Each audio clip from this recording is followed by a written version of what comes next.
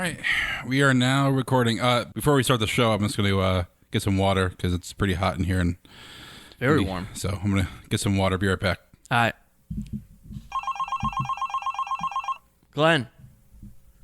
Yeah. Glenn. Yeah. Phone's ringing. Studio? Yeah. All right, just answer it. I mean, what do I... This one? Yeah, first line. The just answer. blinky thing? Okay. Hello? Steve, how the hell are you? I'm all right. How are you? I'm Hulk Hogan. No. I am the real Hulk. No. Me, Hulk Hogan. Like Terry. Hey, man, let's go out tonight. Where? Listen, I'm serious. I want to take you out. Like, you're in Cleveland. Yeah. Right now. Oh, yes, I do. Let's meet at the Red Onion at 7 o'clock. Where the hell is the Red Onion, Terry? I don't... Is it Terry or Hawk? I'm confused. Hulk Hogan. So, not hanging out with Terry. I hate to intrude. You sold all those shirts. Where's my percentage? You're not even in on the shirts. I don't even think we sold any. Glenn gave most of them away to wrestlers. Those are my shirts. I've got a right to sell them. Bullshit, bro. You're not in on the TIAWS shirts. You don't get a percentage. Hell yes, I do. I'd be real pissed off. I'm pissed off at you. Oh, my God. You just go show your dick to somebody, Hulk Hogan. We had talked on the phone during the holidays. No, that wasn't me. I'm madly in love with you. All right, now you're getting weird. I want to spend the rest of my life with you. Well, it's going to cost you. I want you to come up north next week. I am up north, moron. You live in Florida. Would you move to Minnesota so we can get married there the first chance we get? No. I'm going to go out and buy a house. I'm going to get you an engagement ring, and hopefully you'll think about moving to Minnesota. I'm not wearing an engagement ring. I'll give you $10,000. Just to wear it? I tell you what, I'll give you $14,000. What do you think? Like a day or a month, a year, because like I make more than that in my day job. What are you, chicken? No, I'm not chicken. I'm not of that persuasion. What the hell is wrong with you? Listen here, dipshit. You're the one that banged your buddy's friend and showed up and had to sue Gawker just to get money because your wife left you for somebody younger, despite the fact that you're Hulk Hogan, a real American hero, brother. So you think you're a tough guy? I'm probably tougher than your old ass right now. Let's do it. I'll break you in half like a little toothpick. Oh, really? I'll call it an Iron Sheik. So, you want to be a wrestler? No, I just want to punch you in the head. But it won't be today, brother. It won't be today. You're damn right, because there's no Red Onion in Cleveland, you lying suckhole. I pity the fool. I pity your mama. I pity your mama's fool. Don't even try a Mr. T impersonation. Keep going, don't stop. Oh, my God. Keep going, don't stop. Keep making fun of you? I don't understand. What do you think? I think that this is a hoax. Brother. Not a hawk, it's a hoax. No way. No. Yeah, hoax Hogan. No. Yeah. Okay, whatever you think, brother. You're the boss.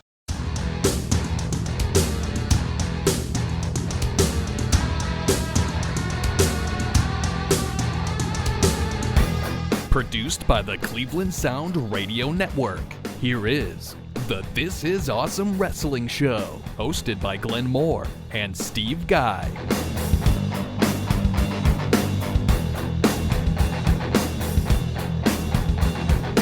Welcome. This is Awesome Wrestling Show, episode number 94.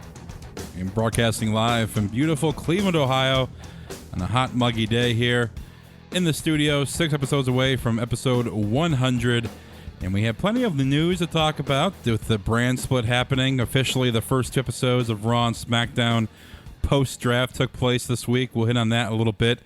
But the set design, new music, new graphics, new camera, new production, the whole 9 yards WWE went when it comes to separating the 2 brands and making them their own. We're also going to hit on Brock Lesnar not going to be suspended by WWE. We'll also hit on that. And also we're going to talk about some of the possible old names coming back to WWE. We already saw Rhino return for SmackDown, saw a promo promoting Shelton Benjamin, and other mid-card, low mid-card guys are going to be possibly returning. We're going to hit on that as well. But Stevie, we both watched Raw and SmackDown. Battleground was Sunday, so we had Sunday, Monday, Tuesday of wrestling. 3 hours, 4 hours to go out pre-show on Sunday, 3 hours on Monday. and then 2 hours last night. So you have 9 hours of wrestling or WWE programming in 3 days. This is the first time that we've had this, because all 3 shows are live, and this is going to be happening once or twice a month with the brand split and Raw pay-per-views and SmackDown pay-per-views. But was it too much for you, or was it kind of like, it is, I'm going to watch it either way, doesn't matter? Yeah, I think I was going to ultimately watch it either way. SmackDown, I was always kind of recording and I'd watch it whenever. And even truthfully, sometimes Raw, it's not like I would watch it live. So it was, I don't know. It wasn't poor. It was good. Well, I'm not saying about the shows. I'm saying as a wrestling fan, 9 hours of WB programming in 3 days, back to back to back. Well, it's a lot. Plus the fact that you are also pushing right now. NXT is tonight on Wednesday, right?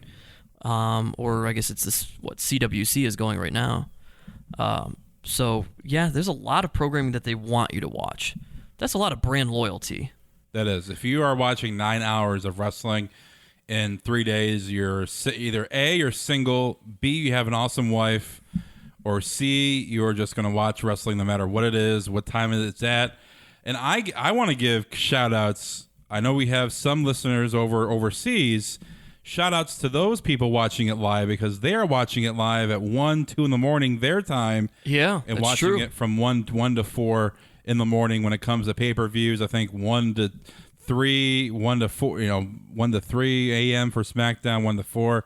But I know it's early in the morning over there, and these people, because I like to go like in the chat room forums for these shows and kind of chat, and there are people overseas watching it at 1 in the morning.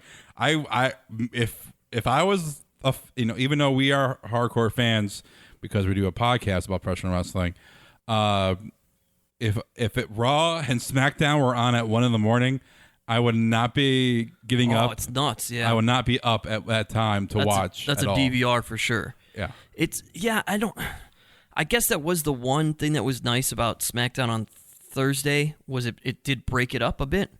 So, you watch Raw and you go, okay, well, now we got SmackDown on Thursday, which still wouldn't be bad considering the splitting of the brands.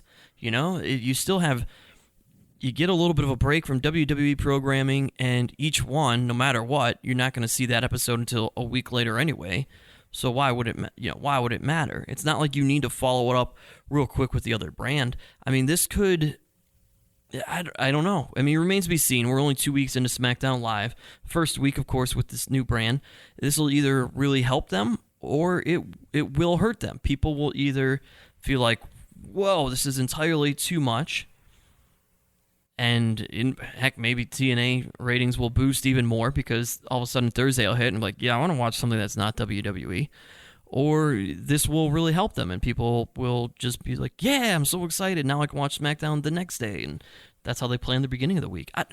Maybe it is smart. Do people watch generally more television at the beginning of the week than the end of the week, do you think? I have no clue about those statistics. But I know that it being live is a whole aspect that, okay, it makes me want to watch, because before, we talked about it, rest in peace, SmackDown spoilers, is, I read the spoilers Tuesday night, I'm not going to, I'll watch the YouTube clips of it, the good parts, when they post it.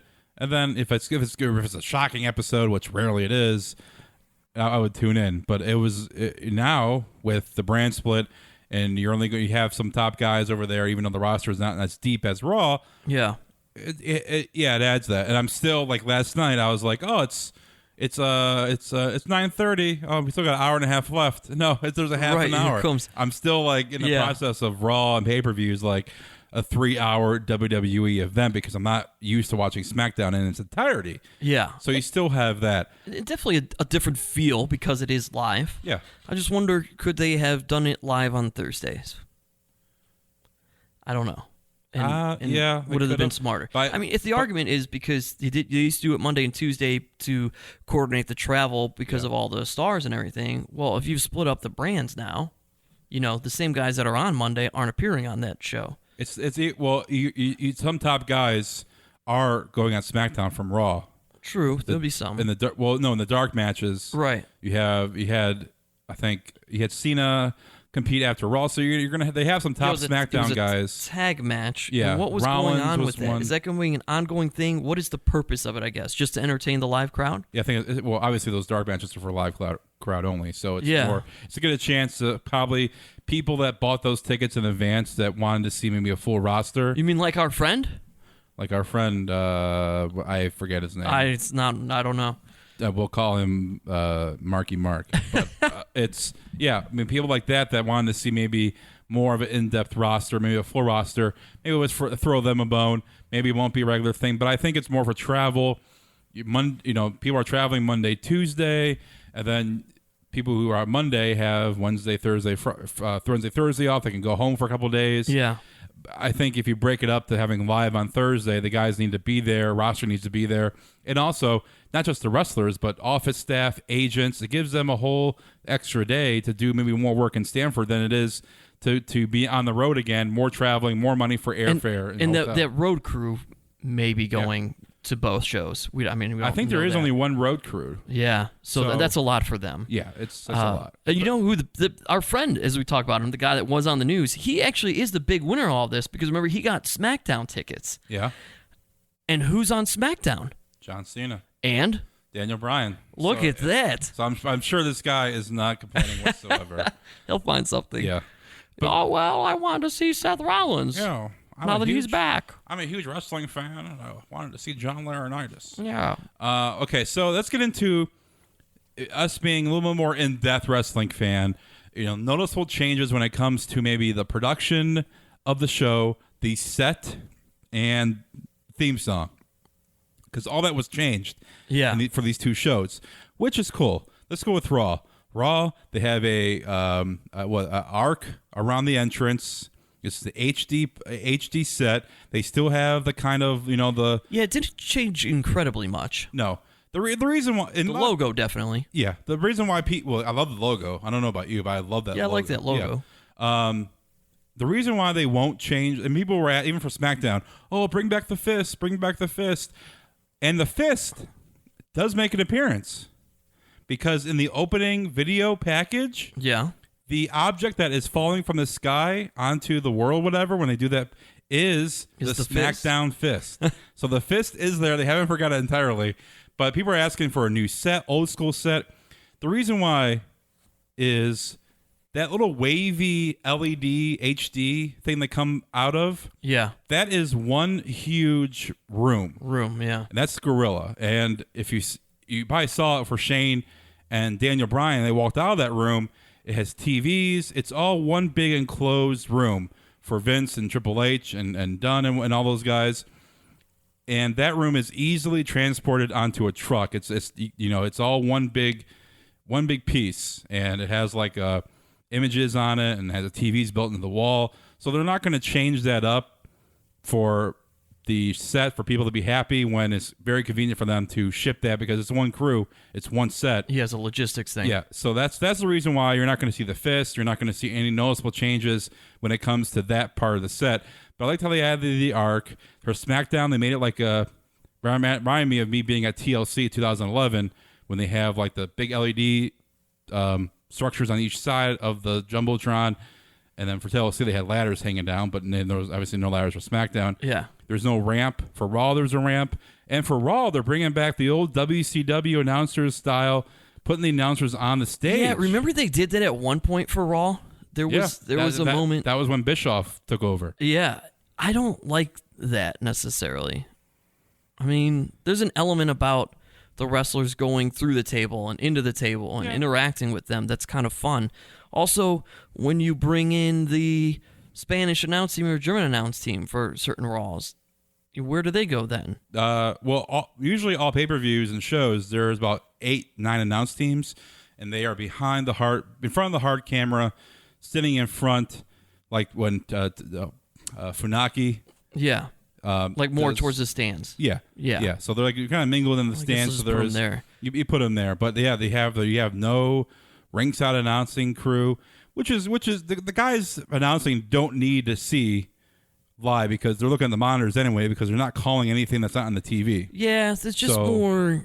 I don't know. it's more fun to have them right there, because also what you lose is a guy like a character like Kevin Owens yelling at Michael Cole because you can hear what he says. Yeah. You miss the little things like that. Somebody grabbing JBL's hat, which, I mean, JBL's on SmackDown, that can still happen there because they didn't do that. I think it's more fun because people can go up the ramp maybe and up to them now. It maybe it opens it up now. Yeah, it does open it up around the ring. Yeah. Easy, and I don't know, you fit a few more seats in there. No, I mean, guys fighting up the ramp onto the stage. And then you don't usually there. see that anymore.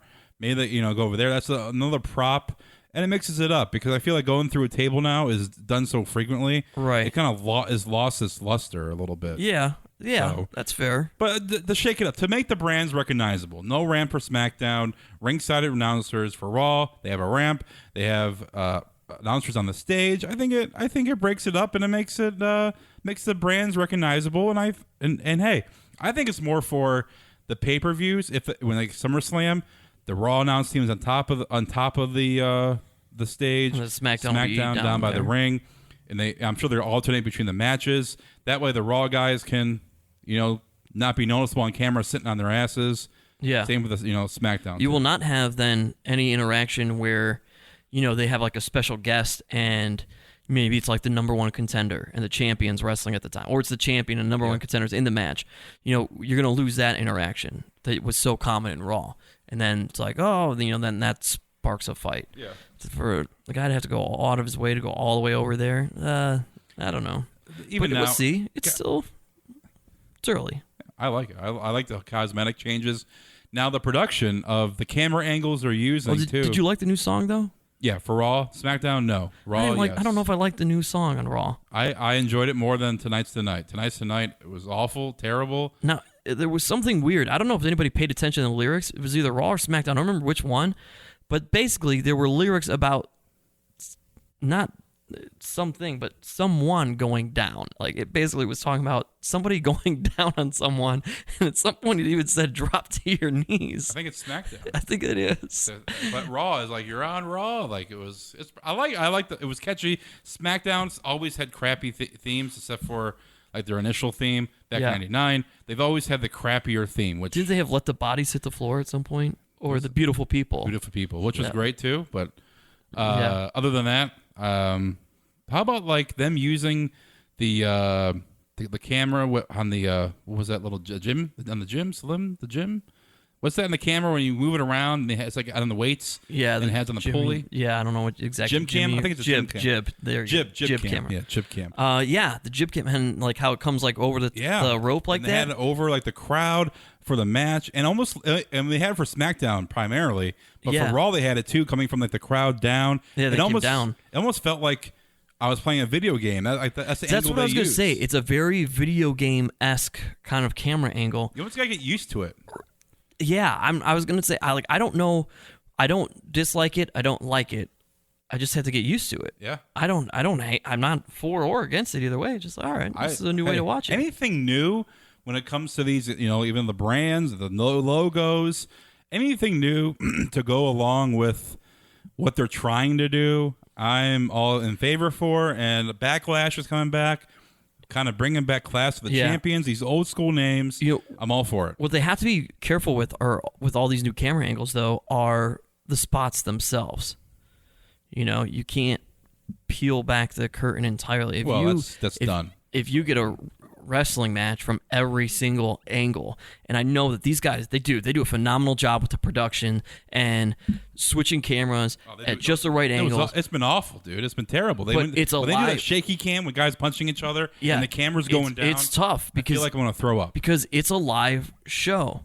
You can't sit there and practice every single match with the camera guys and go over every single spot, every single move even throughout the match.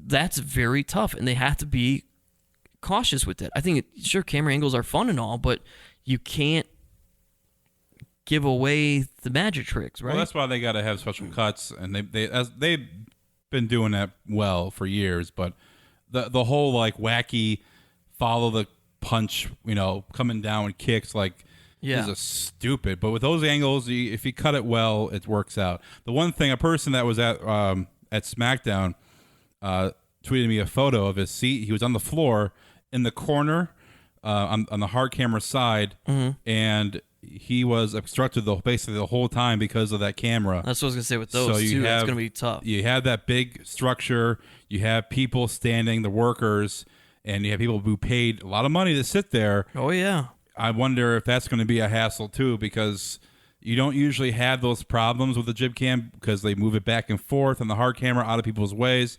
But, like WrestleMania, when they're in the stadium, they have those stupid pillars to hold up the actual structure over the ring. That people get upset because their ticket is like right in front of it and they get moved. But it's going to be interesting to see if they work on that. But like I said, it's a new thing. I'm all for the camera angles. I love the camera angles. And we'll see how people react to it. And if they complain too much, maybe they'll stop doing it or maybe get a longer jib. Who knows? I am surprised that they didn't introduce more of like a sky cam kind of thing that goes on the line. Put a drone. Across, just like you would at the stadiums, just like was introduced in the XFL. Figure out a way to incorporate that instead, because that would not obstruct anybody's view and could still give you the kind of angle that you're looking for. Yeah.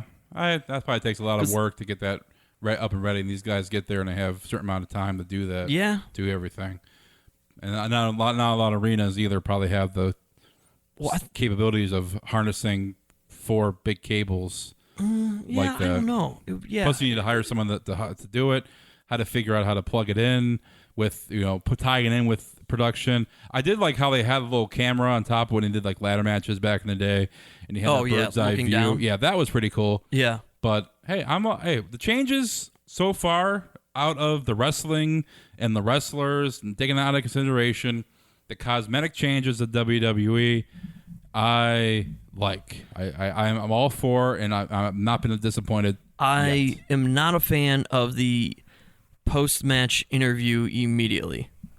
Oh, that's old school, dude. I love that. Usually it's or like in the match before the squash match. That was great. It's usually more so like old school, though. It was still like a promo cut in the back.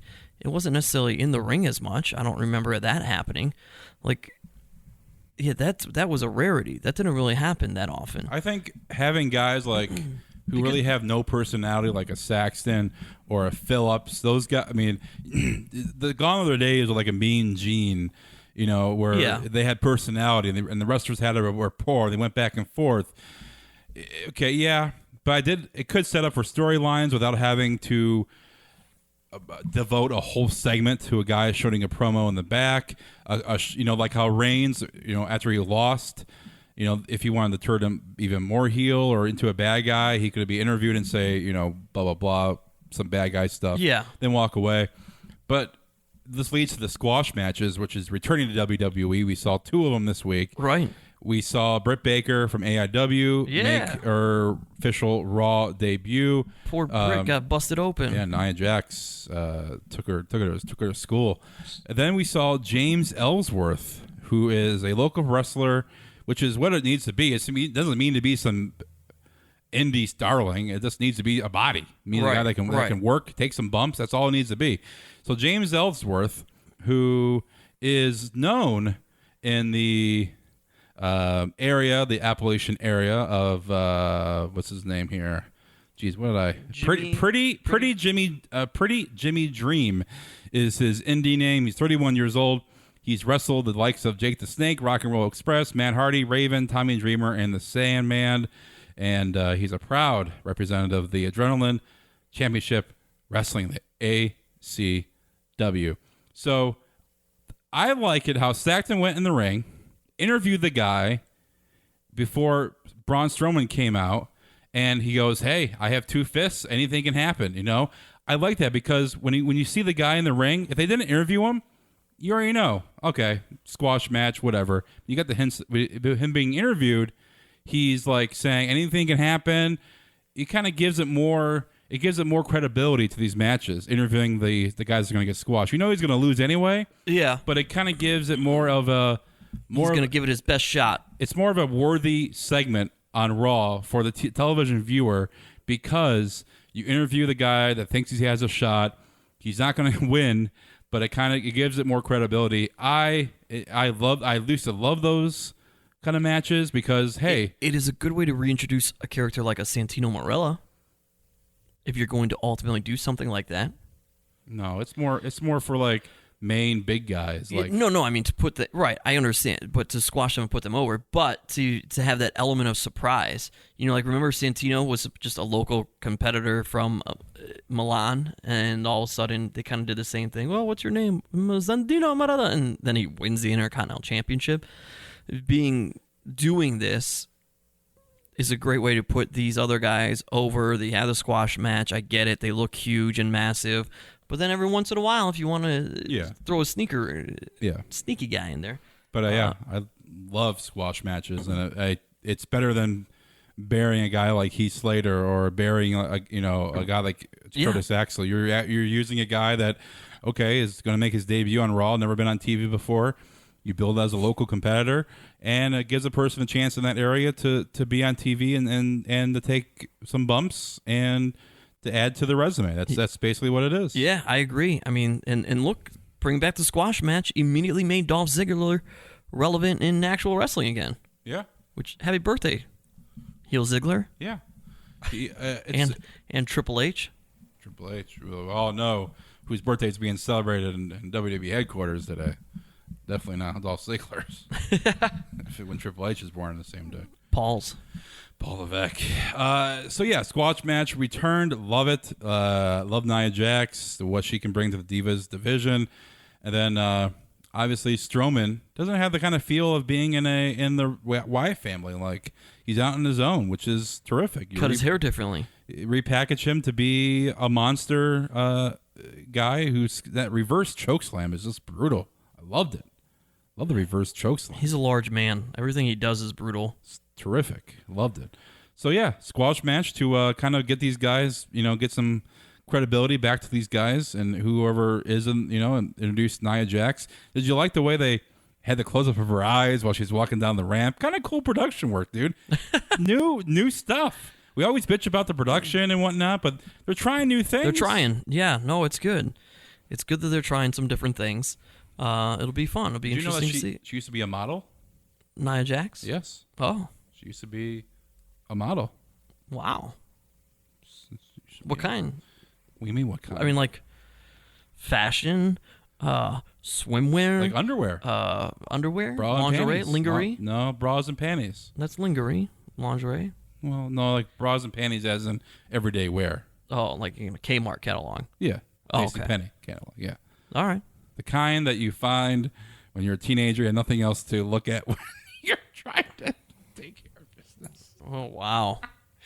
Come on, we all been there before. Before phones? No. Before phones? No, that was ridiculous. That's such a weird thing, because think about it. Even if you were a kid and a Victoria's Secret catalog came to your house, you're like, that's my mom's catalog. Yeah, but like the whole weird. catalog sitting in the bathroom with things to read, and it's what? Who's putting their catalogs in the bathroom? A whole bunch of catalogs, newspapers, magazines. Oh, my family didn't material. throw catalogs in the bathroom. Maybe that's why. Reading on the toilet. Well, I also had the older brother who downloaded the porno so he can sell floppy disks at school. Jeez. Your AOL hours must have been ate up pretty quick. It was, he'd download them, and you're sitting there doing chores, sweeping rooms out, and look, and like, oh, there's a girl's head in her neck, and oh, look, that's the top of her boobs, and then, hour and a half later, you walk by, oh, that's sort of a boob. Yeah. Yeah. Swiss. Great times. Good old dial-up. Oh, it was amazing. Could you imagine being a kid now? Like that, hey, we had to wait an hour for a picture to download on the internet with that speed, but now you can get anything you want, fingertips, wirelessly. Just imagine being 13, 14 years old now. I've been watching a lot of wrestling, so my life wouldn't be too different. Apparently, I am a 13 or 14-year-old now. I probably would do the same thing, but I think it'd be more into the sports aspect of everything. I'd be watching all the games. Yeah, that's true. Everything. To watch all the highlights, all the clips, be maybe playing less sports. That's what's happening to America. Hey, we have a T-shirt for sale on Pro Wrestling Tees. Our TIAWS T-shirts are for sale. You guys can search on the online media, look for my name, Glenn Moore, and the shirt is there for available for purchase, $19.99, and all different styles of shirts when it comes to a little bit thinner fabric, and every size is available by Pro Wrestling Tees. The link is on our profile. It's everywhere we post on social media, and we posted a design today I worked on, and going to be available on Pro Wrestling Tees as soon as they open up the submit your design, because they are so backed up with people that submitting designs. I'm checking it right now, see if I can submit. And no, due to overwhelming demand, the uploading of designs is currently disabled. So once it is available, the shirt will be available. It's more of a political theme. We're in an election year, and it's let's make wrestling podcast awesome again. And Moore and Guy is the ticket to vote for, and we're going to have those shirts available online as soon as Pro Wrestling Tees gets their website back up and running. So those will be available as well, and we'll probably only sell those until the president, the whole thing is over. Yeah. Speaking of wrestling and politics, have you seen now there's been multiple people holding up signs at these conventions? They'll say Trump, Hillary, and then The Rock. And so much so that like Time magazine on their online stuff has now like twice written about if The Rock ran for president. I would vote for The Rock. Would you vote for The Rock right now? No political history? Well, I'm not going to be voting in this election, but yeah, I will be. I would vote for The Rock now. I mean, yeah, if he was running against Bill Clinton, Hillary Clinton, or Donald Trump. Yeah, I would vote for The Rock. Heck yeah, why not?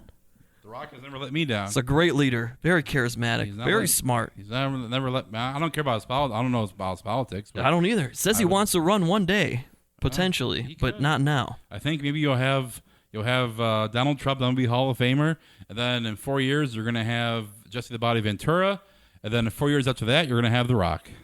So maybe 8 years away from The Rock.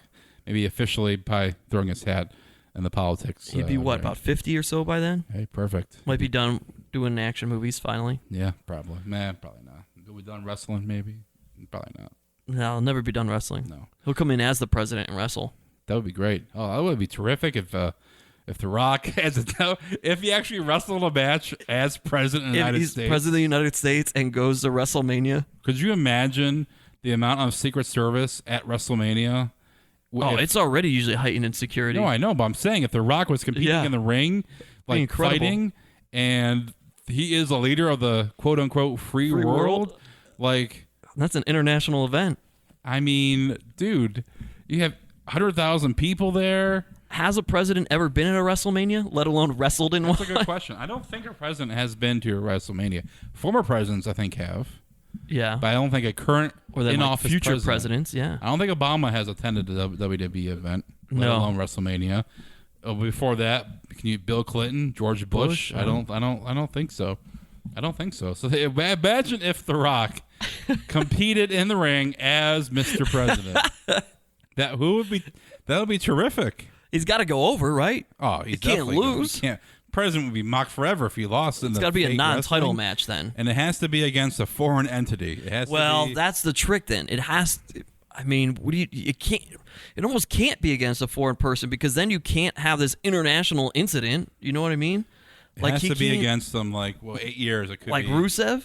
No, 8 years. Who could the United States? Well, if Trump's president, anybody could be our enemy now. But right in 8 years, it could be anybody. I don't know. I think it's got to be against somebody. In America? Yeah, basic. That looks bad. Oh, our president's beating his own people. It's got to be, but he's got to be setting it. Let it be Canadian. He's got to be setting it right. It's got to be somebody that's just being a jerk in the WWE, and he's going to be like, that's not how we do things here. WWE and in America, blah, blah, and then take him out for that way. If they could mix The Rock's theme with the President theme. You smell what The Rock is cooking. Mix it up somehow. That'd be terrific. Hail to the Chief. Yeah, that'd be interesting. Walk into the ring Goldberg style, but surrounded by Secret Service. That would be sweet. That'd be awesome. If The Rock wins, I would vote for The Rock just for that to possibly happen. He'll probably never win the election, never win the electoral votes. I think if he really ran, he could win. People in America, You saw how they sabotaged Bernie Sanders. Are they going to let some entertainer be president? Hell no. Yeah, I don't know. That's true. What is he, Republican or Democrat? I don't know. He's from the party of the people. The Rock is of the party of the people. There's your third party winner right there. If anybody can unify one nation, and The Rock is Republican. I believe that. If anybody were to bring it all together, it would be Dwayne "The Rock" Johnson. Adam Sandler's Republican. Hillary Duff. Why is she on the Meatloaf's Republican? This is an odd list.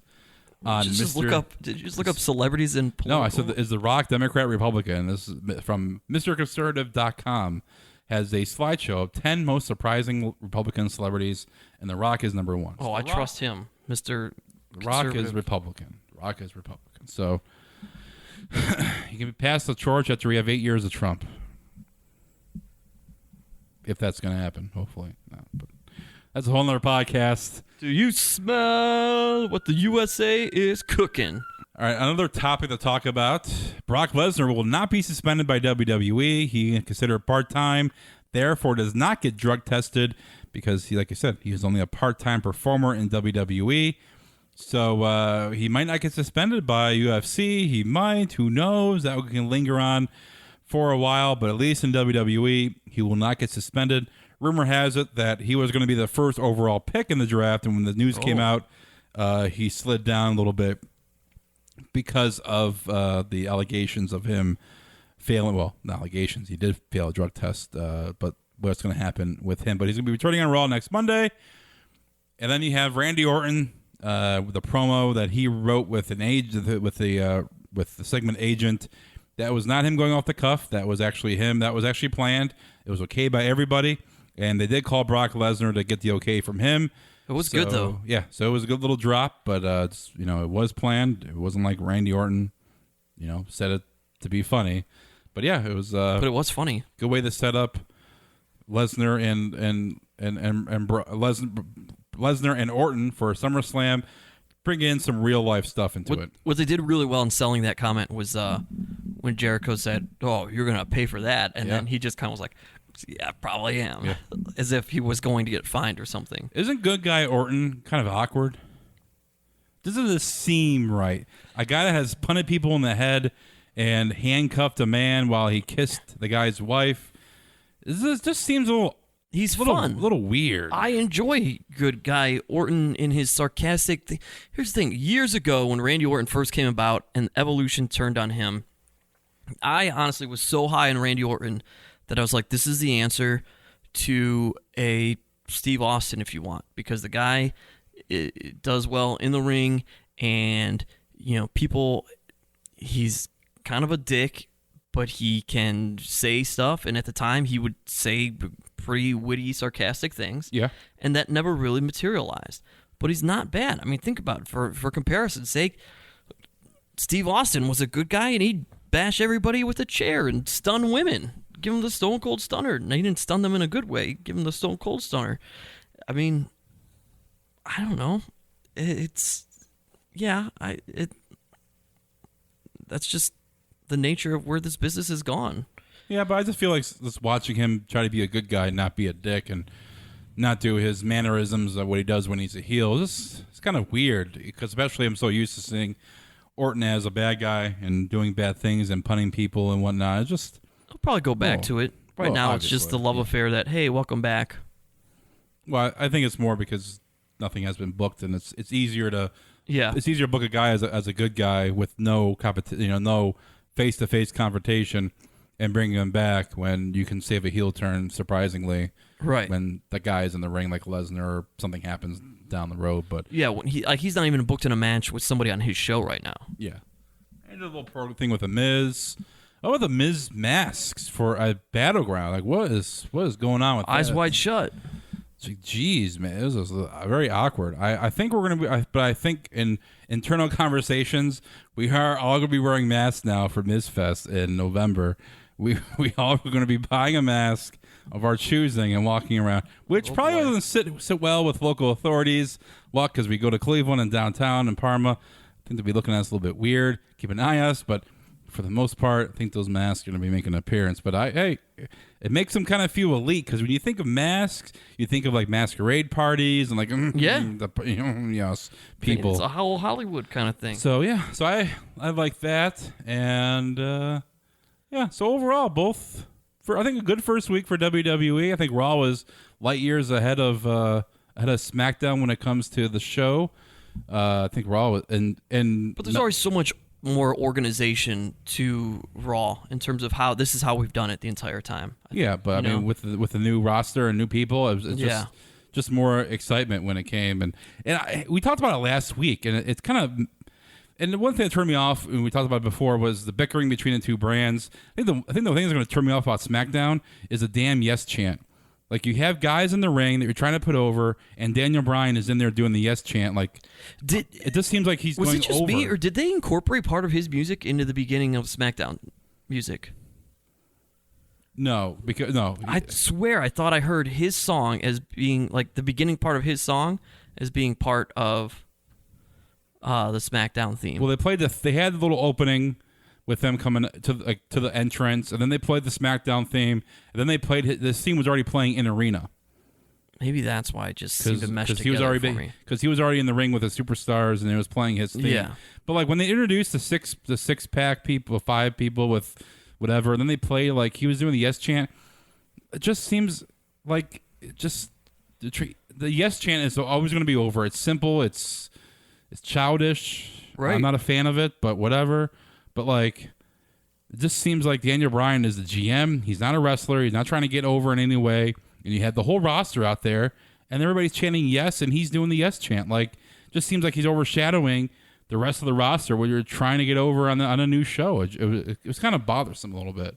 Yeah, that's got to eventually stop. But, I mean... I don't think it's going to stop. Everybody's going to do the yes chant. It's always going to happen. No, but I mean, yeah, but they're setting it up more now. You know, get what I mean? Like right now, they're playing to it. They're feeding that yes chant, and I think that will ultimately. I hope so. Stop. You would hope. What I'm waiting for is there was no mention of the cruiserweight division. Is that going to happen after the Cruiserweight Classic is done airing? At what point do we begin that? Are we going to grab, so like... They played a promo for it, but... We know Johnny Gargano is leaving the independents. There's speculation, is he going to be just on NXT? Will he be used for this Cruiserweight division in Raw? Are they going to use a lot of guys like that, like Cedric Alexander?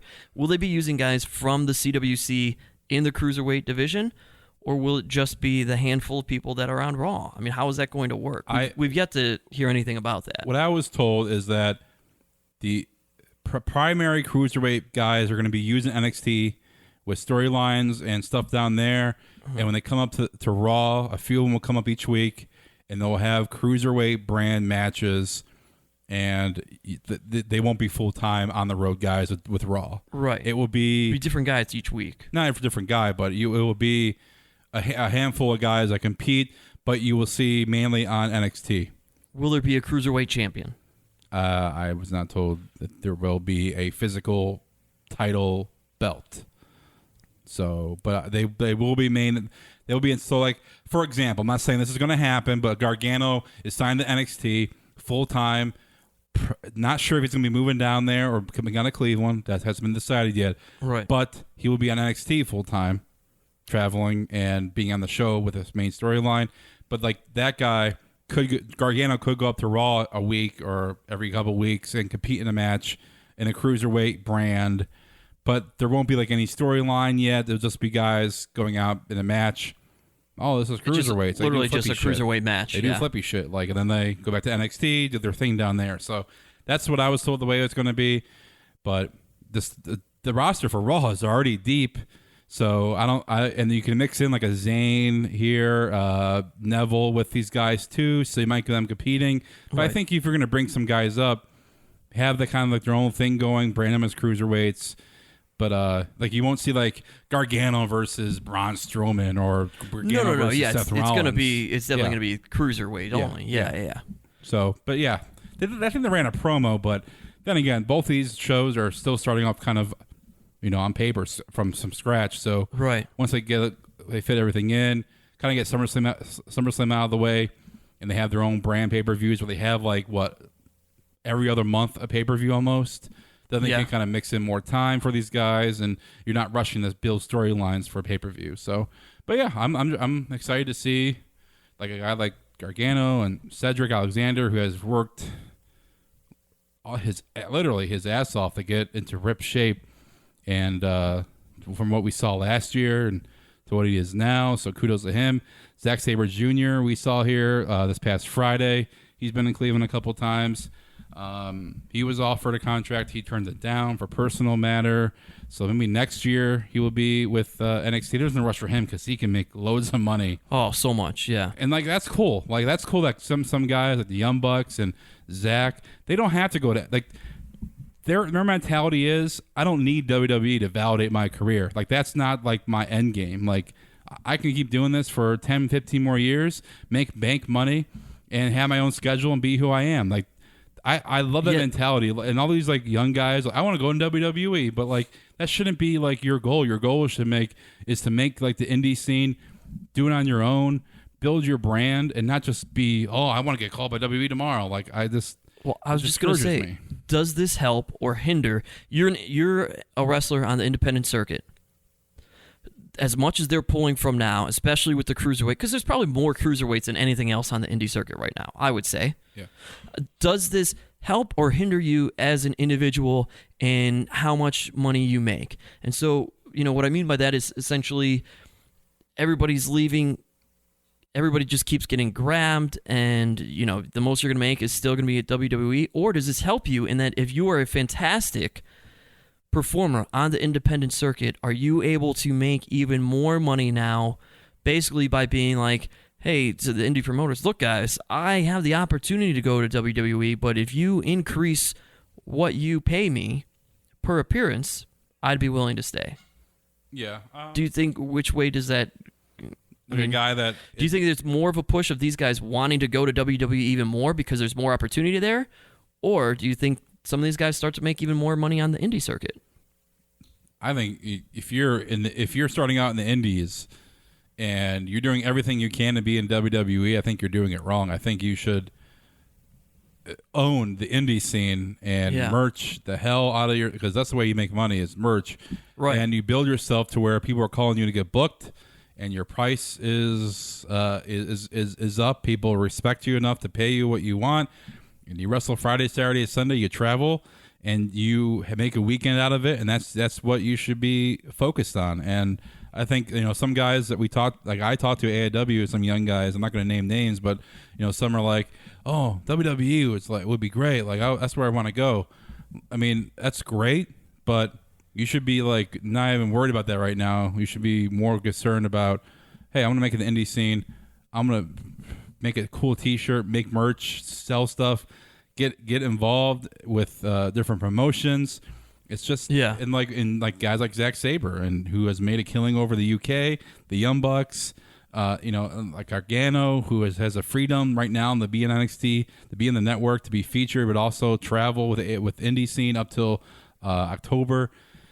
I think that's the route you guys should go, because even like AJ Styles, TNA, we all know TNA, but he made his mark in Japan, not even in America, and that's where he kind of went over the top and kind of really turned the heads of WWE. Mm-hmm. Kenny Omega, who wasn't even trained professionally as a wrestler, he learned on his own.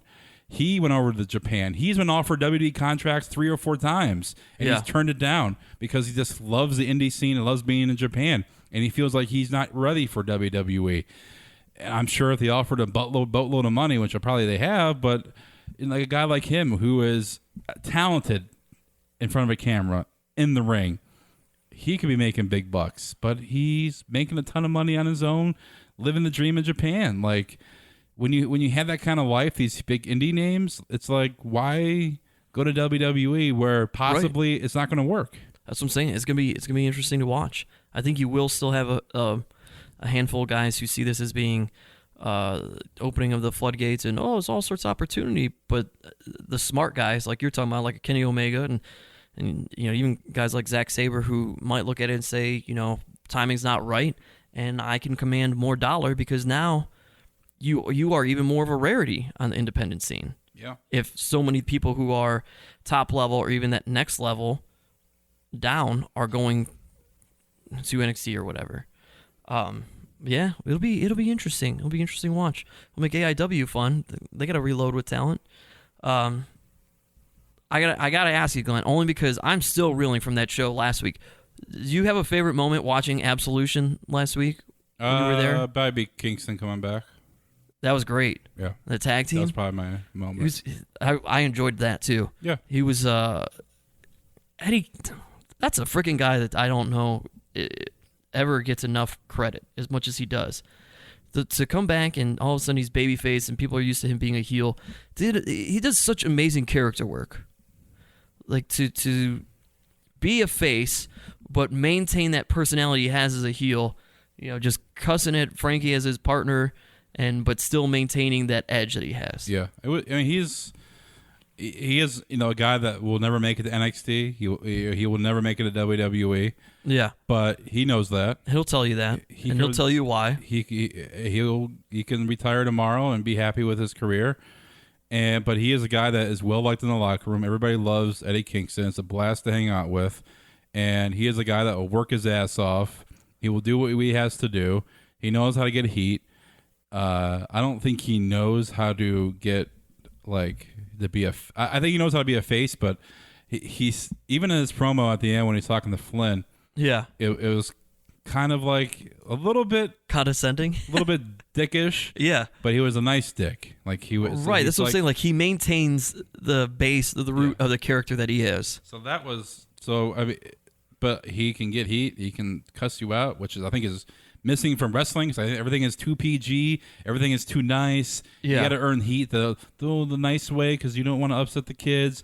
And then you have him going out there saying "fuck your mom" and I'm gonna shit on your fucking parents. Fuck your parents. Like I love that kind of stuff. And like even talking to the old timers that come through. Yeah. Like Dutch and Colonel Parker. Like we talking to him about being a heel and being a heel is not just about getting booed. It's about someone wanting to beat your ass from the crowd. Right, yeah. And you doing anything you can to agitate. And I think that's missing with wrestling, especially in the new generation. They go out there, they're a heel, but they're so worried about, I got to be over this spot. I got to do this flip shit. I do this. Like, they're not worried about connecting with the crowd. But Eddie does a fine job of that. And I think even though he's not WWE, he's not corporate. A little too many F-bombs to be WWE. Yeah. But I'm saying, like, just because he's not on that stage does not mean that a young guy can sit there and watch Eddie Kingston promos and he be able to learn so much from him. Learn about being a heel, sitting there watching a promo.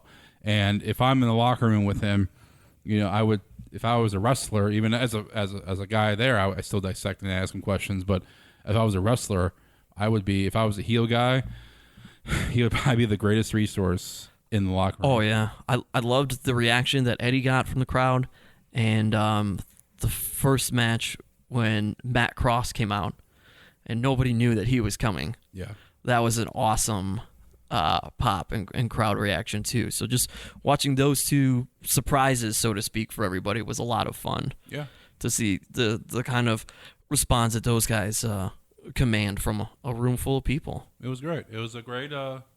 It was a good show. It was nice to be in air conditioning for the show for Absolution. Yeah, felt nice. There was a lot of people there. Dutch was great to have there, and him cut a promo walking through the crowd was terrific. Yeah, nice guy too. Yeah, real nice guy. And then you had the main event going on at 12:30 at night, which the guys weren't too happy about. But you had the main event start at 12:30. I think the crowd was a little bit, I think, way tired. A lot of people I talked to were way tired. And that's what, if you listen to the Card is Going to Change podcast from AIW, next week is about Absolution. So we get into the details on why it took so long. There you go. Why guys were competing at 12:30 at night when they really kind of were upset that they were. So talk about that in the podcast, which releases every Monday, courtesy of AIW. I'm your host with John Thorne and Chandler Biggins. So that's get to know a little. It was half an hour of just behind the scenes stuff from the show, which is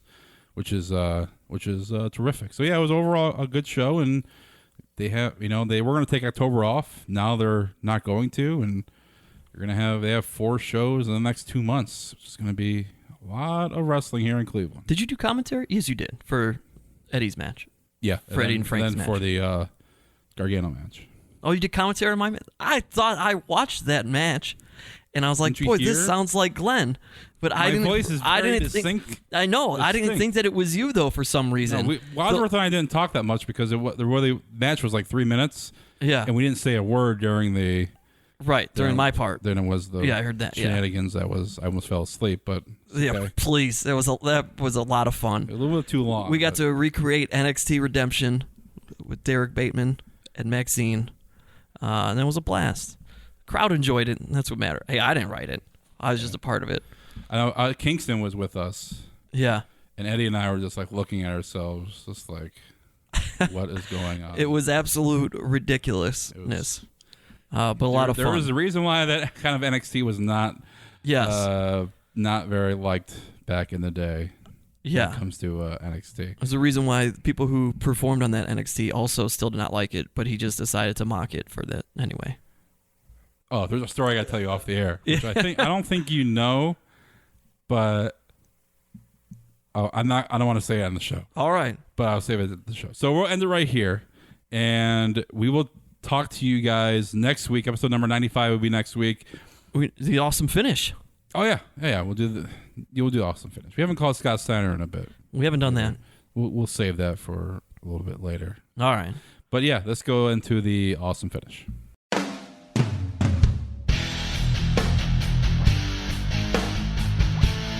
All right. Speaking of the awesome finish and Absolution, this week, my F5, my awesome finish, goes to none other than Johnny Gargano. It was all fun and games until Steve Guy takes a drop toe hold right into the crotch of Ethan Carter III. And I blame you, Johnny and Candice LeRae, but I don't want a female to get injured. So the awesome finish this week goes to Cleveland's own and beloved Johnny Gargano for the embarrassment of me, especially in front of my crush, Carly Perez. So you sucked it.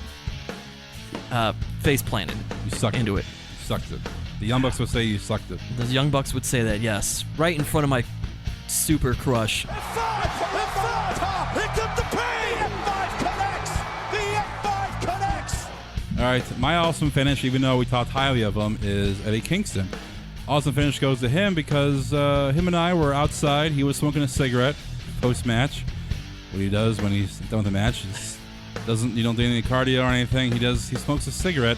Him and I are. I'm not smoking, but I'm out there trying to catch a Pikachu, and he almost took my phone and threw it because he was sick of me playing Pokemon, trying to catch a Pikachu on his head, and he said to F off and whatever. So my awesome finish goes to Eddie Kingston for not being a well-liked, liking me enough to play Pokemon with me, even though Cedric Alexander and I play Pokemon. So screw you, Eddie Kingston, and thank you for the very, very nice birthday wish of go F yourself on my Facebook wall. Dick. Vader going out now, Samuel Vega must move! Straight on! The Vader bomb! A cover up count! And a victory and a right out, a very All right, that's going to wrap it up. We'll talk to you guys next week. Our shirt is for sale. By the time you guys listen to this, our second shirt will be for sale. Make sure you buy it. Make sure you buy our shirt. $20. I'm not sure we'll have the voting shirts, like I'm not sure what to call it. This is the vote shirt. The election shirt. Yeah, for us. We won't have it in physical, so you need to buy it online. And it's only going to be up until the voting. What the hell is that? The race? Election. Fuck. The election. The election is over. We won't have it up anymore. So this is November. This is like a special limited edition T-shirt. Limited edition. And I have a small group of 10 people that I sent this design out to, getting people to comment. Took a poll. I took a poll, and everybody loved it. The pollsters liked it. So if you want to go on Twitter and our Facebook, the photo's there. It has a T-shirt design. It looks great in a T-shirt. Support the show. We're going to make wrestling podcasts great again, because there's a lot of crappy ones out there, and we're going to make them great again. We're going to make them awesome again. Make them awesome again. Steve added that. See, T-shirt was let's make a wrestling podcast great again. Steve's like, let's make it awesome again. Yeah. I'm like, dude, that's fantastic. Gotta fantastic idea. You got to drop show in there. Definitely. So now we need our Val Backlund. That's what we need now. We need our old time wrestler to help us with our making wrestling podcasts awesome again. Who should it be? Eddie Kingston? Zeb Coulter? Too old. Dutch Mantel? Too old? Dutch is too old? He can't do anything in the ring. We'll figure it out. We'll get an old timer. We'll get somebody. Kudos to EC3 and Johnny Gargano for sporting our T-shirts. I know EC3 was wearing it in the locker room. Gargano Snapchatted a photo of him wearing one. Yeah. And so thanks for him. Thanks for them for sporting our T-shirts and wearing them, even though they didn't really have to wear them, but they still did. So I got a picture with EC3 in his. If you have if you know that EC3 and John Gargano are hit to our T-shirts, that means you should buy one. Go to Pro Wrestling Tees, search for Glenn Moore, and the awesome T-shirt is there in the store, along with our new T-shirt that's going to be there. So hey, and if you go to AIW next week, we have like maybe like 9 available. 8, a little less. 8, something like that. We got a few available though. Yeah, and we do take credit card. I have the Square, so we can take credit card for purchases as August well. 6th, Girls Night Out. Yes, and then we'll August 22nd. Then August 26th, yep. For AIW Against the World. That would be a good show as well. So we'll talk about that and more. Make sure to check out AIW's The Card Is Going to Change, which is on iTunes and Stitcher, AIW's podcast I'm a part of. Some great episodes coming up and some previous funny episodes as well. Check it out. It's easy listen, half an hour listen, and you get a lot of juicy details, no pun intended, when it comes to AIW. We'll talk to you guys next week. See ya.